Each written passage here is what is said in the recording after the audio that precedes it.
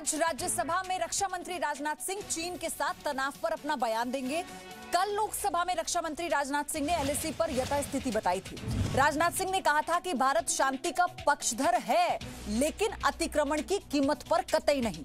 चीन पर विपक्ष के सवालों का आज राज्यसभा में राजनाथ सिंह जवाब देंगे, यानी बयान देंगे, अपना स्टेटमेंट देंगे। सुबह 11 बजे रक्षा मंत्री राजनाथ सिंह राज्यसभा में बयान देंगे। कल लोकसभा में उन्होंने कहा था कि पक्षधर तो शांति का रहा है भारत हमेशा से, लेकिन किसी भी प्रकार के अतिक्रमण से कोई समझौता नहीं किया जा सकता। यानी चीन की चालाकी को लेकर भारत पूरी तरह से तैयार है, यह भी रक्षा मंत्री राजनाथ सिंह ने कल लोकसभा में साफ कर दिया था। भारत चीन सीमा विवाद के 5 महीने बाद और गलवान के 93 दिन बाद चीन पर हिंदुस्तान की संसद से सर्जिकल स्ट्राइक की गई। रक्षा मंत्री राजनाथ सिंह ने आज संसद में चीन के साथ सीमा पर चल रहे तनाव पर बयान दिया। गलवान घाटी और पैंगोंग लेक के दक्षिणी इलाके में हुई घटना के बाद पहली बार सरकार ने संसद में पूरी जानकारी दी विस्तार से। लोकसभा में कल रक्षा मंत्री राजनाथ सिंह ने भरोसा दिलाया कि देश की सीमाएं पूरी तरह से सुरक्षित हैं और सेना के जवान मातृभूमि की रक्षा में मजबूती के साथ तैनात हैं। संसद में रक्षा मंत्री ने चीन के बारे में 5 बड़ी बातें बताई, हम आपको बताते हैं। जो पहली बड़ी बात रक्षा मंत्री राजनाथ सिंह ने कही वो ये कि 29 और 30 अगस्त की रात पैंगोंग लेक के पास चीन की घुसपैठ का प्रयास भारतीय सेना ने विफल कर दिया। दूसरी बड़ी बात का जिक्र उन्होंने किया, 15 जून को गलवान घाटी में हमारे जवानों ने चीन की सेना को भारी नुकसान पहुंचाते हुए सीमा की सुरक्षा की। तीसरी बड़ी बात उन्होंने कही, अप्रैल महीने से लद्दाख की सीमा पर चीन के सैनिकों और हथियारों की संख्या लगातार बढ़ी है और इसके जवाब में भारत ने भी पूरी तैयारी कर रखी है। चौथी बड़ी बात जो रक्षा मंत्री ने कही, एलएसी पर भारतीय सेना पूरी तरह से अलर्ट है और जरूरत के हिसाब से एक्शन लेने के लिए भी तैयार है। पांचवी बड़ी बात यह कि चीन की सेना ने जब एलएसी पर भारतीय सेना की पेट्रोलिंग को रोकने की कोशिश की और उसके टकराव की जो स्थिति पैदा हुई उसका भी सामना डटकर किया गया।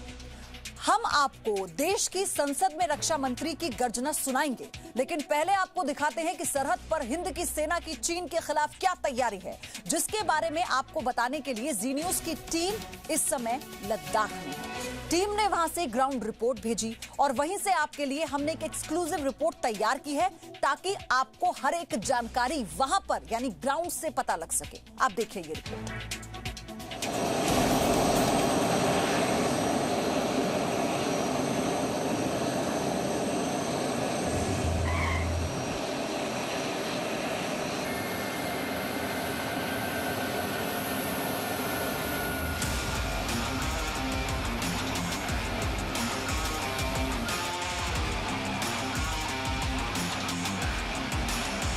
पिछले कुछ दिनों में चीनी प्रोपेगेंडा मशीनरी ने सर्दियों में भारतीय सेना की सप्लाई लाइन टूटने की अफवाहें फैलाई थी। चीनी प्रोपेगेंडा मशीनरी ने यह भी कहा था कि सर्दियों में सड़कें और पास बर्फबारी की वजह से बंद हो जाएंगे और भारतीय सैनिकों को खाना तक नहीं मिलेगा, वो सर्दी में अकड़ जाएंगे।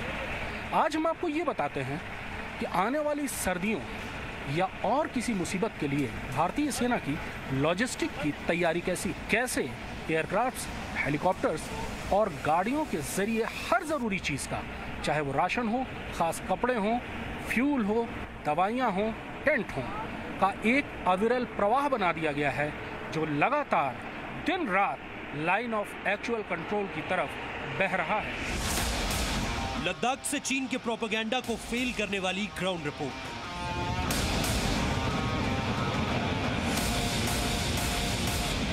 भारतीय वायुसेना के सबसे बड़े परिवहन विमान C-17 ग्लोबमास्टर लगातार रसद और सेना के लिए जरूरी सामान लेह एयरपोर्ट पहुंचा रहे हैं।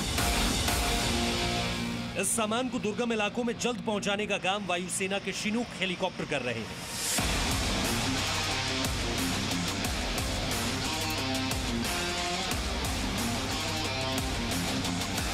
ताकि 16 और 17,000 फीट की ऊंचाई पर मौजूद जवानों को सर्दी से बचाया जा सके।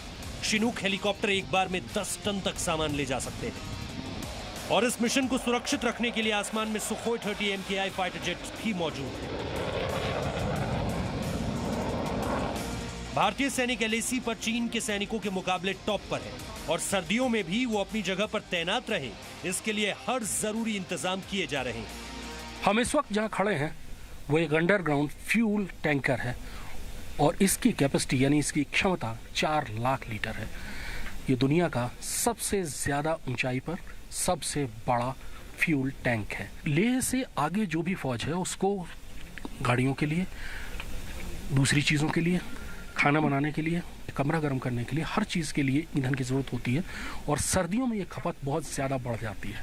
इसको पूरा करना एक बहुत बड़ा चैलेंज होता है और इस बार वो चैलेंज लगभग 5 गुना ज़्यादा है। नीचे से टैंकर्स आते हैं और ये एक बार में 16 टैंकर अपना फ्यूल इस अंडरग्राउंड फ्यूल टैंक में डालते हैं। उसके बाद इसको बैरल्स में डाला जाता है, क्योंकि आगे फॉरवर्ड में ले जाने के लिए इन ट्रक्स का इस्तेमाल नहीं हो सकता। उनको बैरल्स में डाला जाता है और बैरल आगे फॉरवर्ड में पहुंचाए जाते हैं। सर्दियों में लद्दाख के कई इलाकों का तापमान -40 डिग्री तक पहुंच जाता है।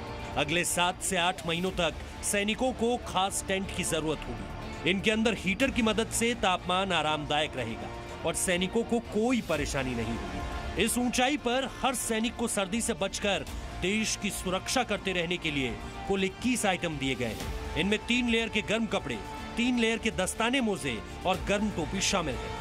सैनिकों को फ्रॉस्ट से बचाने के लिए खास तरह के जूते भी दिए गए हैं। हमारी स्टॉकिंग लेवल्स, चाहे वो राशंस की हो, फ्यूल, ऑयल्स या लुब्रिकेंट्स की हो, टेंटेज की हो, हीटिंग अप्लायंसेस की हो, जिसमें बुखारी और कैरो हीटर शामिल हैं, या एमुनेशन की हो, बहुत अच्छे नंबर्स में है। और जहां जहां जो जो चीज पहुंचनी चाहिए वो चीजें वहां वहां पहुंच चुकी हैं। कोई भी फौज बिना भोजन के एक कदम नहीं चल सकती है। ऊंचाई पर तैनात सैनिकों को खासतौर पर सर्दियों में हाई कैलोरी वाले विशेष राशन की जरूरत होती है। आर्मी सर्विस कोर ने जवानों के लिए शाकाहारी और मांसाहारी दोनों ही तरह के भोजन की व्यवस्था की है। इनमें सूखे मेवे, चॉकलेट्स, रेडी टू ईट खाने के पैकेट और सूखी मिठाइयां जैसी चीजें हैं। रेडी टू ईट राशन भी है जो डीआरडीओ ने दूसरी कंपनियों के साथ मिलकर तैयार किया। जैसे ये अंडे का पाउडर है, जब इसको खाना हो इसका इस्तेमाल करें और वो ज़रूरी कैलोरी हासिल हो जाएगी। ये वेरका का मिल्क पाउडर है। मिल्क पाउडर दूध बनाने के लिए, बाकी सारी चीज़ों के लिए आप इसका इस्तेमाल करें, आपके को ज़रूरी कैलोरी मिलती जाएगी। इसी तरह से दूसरी चीज़ें हैं। ये कॉफ़ी पाउडर है। ये ख़ास तौर पर जो सुखाई गई सब्जियां हैं, भारतीय सिपाही बगैर सब्जियों के खाना पसंद नहीं करता। ये सुखाया हुआ प्याज है, इसको निकालकर नमक के पानी में थोड़ी देर हल्का गर्म करें और उसके बाद इसको इस्तेमाल किया जा सकता है। ख़ास तौर पर ऐसी चीज़ें कि जो स्वाद में भी अच्छी लगे और पोषण में मिले। ये टिंड मैंगो है, आम का फल, लेकिन टिंड है, प्रिजर्व्ड है। ये आलू की स्लाइसेस उसी तरह से सुखाई हुई, प्रिजर्व की हुई। इनकी शेल्फ लाइफ बहुत ज़्यादा होती है। आपको जानकर गर्व होगा कि लेह में भारतीय सेना के लिए सभी जरूरी चीजें इतनी मात्रा में इकट्ठी कर ली गई हैं जो अगले 14 महीने के लिए पर्याप्त होंगी। यानी सर्दियों की शुरुआत होने से पहले ही भारतीय वायुसेना की तैयारी पूरी हो चुकी है। और ये तस्वीरें देखकर चीन की सेना को बहुत दुख होगा। कृष्ण मोहन मिश्रा, जी मीडिया, लेह लद्दाख। चीन ऐसा देश है जो ताकत की भाषा ही समझता है। अब तक वो भारत के साथ दादागिरी करता रहा, लेकिन पिछले कुछ महीनों में परिस्थितियां तेजी से बदल चुकी हैं। अब चीन समझौतों और यथास्थिति की बातें करने लगा है। भारत की तरफ से बने कूटनीतिक दबाव के कारण ही चीन अब भारत को उन समझौतों और संधियों की याद दिलाने में लगा है जिन्हें वो खुद समय समय पर तोड़ता रहा है। इसीलिए चीन को भारतीय संसद की ताकत दिखाना जरूरी है। उम्मीद तो ये की जा रही थी कि रक्षा मंत्री के जवाब से सेना पर सवाल उठने बंद हो जाएंगे, सरकार के जवाब से सेना पर सियासत बंद हो जाएगी। लेकिन राहुल गांधी समेत विपक्षी नेताओं की बयानबाजी पर प्रतिक्रिया से इसकी उम्मीद बहुत कम है। शायद यही वजह है कि रक्षा मंत्री राजनाथ सिंह ने लोकसभा में सभी दलों के सांसदों से अपील की कि भारतीय सेना के साथ कदम से कदम मिलाकर चलें, सेना का साथ दें, उनका हौसला बढ़ाएं। इसके लिए रक्षा मंत्री सदन से रेजोल्यूशन पारित करने की मांग भी रखी। मैं सदन से आग्रह करना चाहता हूं कि हमें एक रेजोल्यूशन द्वारा पारित करना चाहिए कि हम अपने वीर जवानों के साथ कदम से कदम मिलाकर खड़े हैं। पूरा सदन अपने वीर जवानों के साथ कदम से कदम मिलाकर खड़ा है, जो कि अपनी जान की, अपनी जिंदगी की बगैर परवाह किए हुए देश की चोटियों की ऊंचाइयों पर विषम परिस्थितियों के बावजूद हमारी भारत माता की वह रक्षा करते हैं।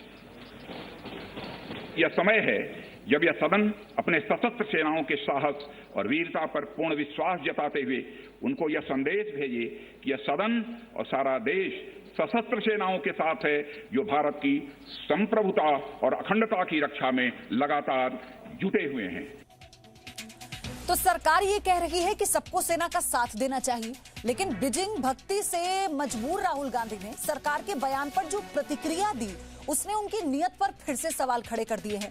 न सिर्फ राहुल गांधी बल्कि AIMIM के अध्यक्ष ओवैसी ने तो सभी सीमाएं लांघते हुए चीन पर रक्षा मंत्री के भाषण को घिनौना मजाक बता डाला।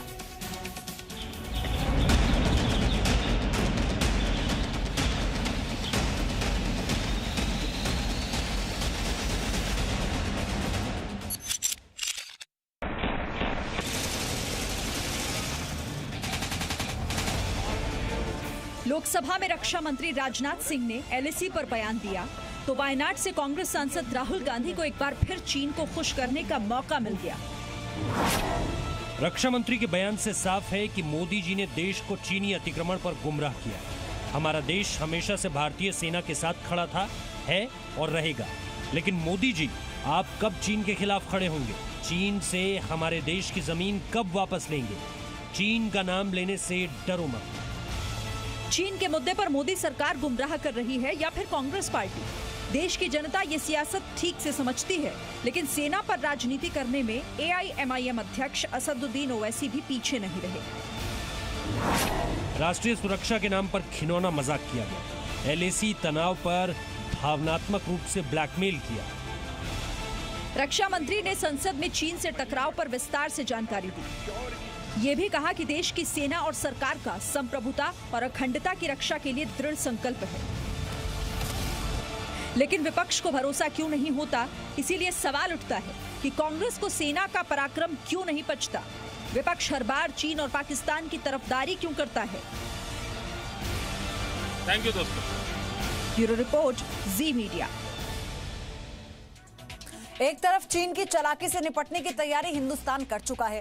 2 बार लद्दाख का दौरा कर चुके हैं रक्षा मंत्री राजनाथ सिंह, और वहां की स्थिति के बारे में सटीक जानकारी जब वो लोकसभा में देते हैं, उसके बाद भी अपील के बावजूद भी विपक्ष पर कोई असर नहीं होता। उसका काम सवाल उठाना है और वो सवाल उठा रहा है। Presenting B News app available on Google Play and App Store. Download it now.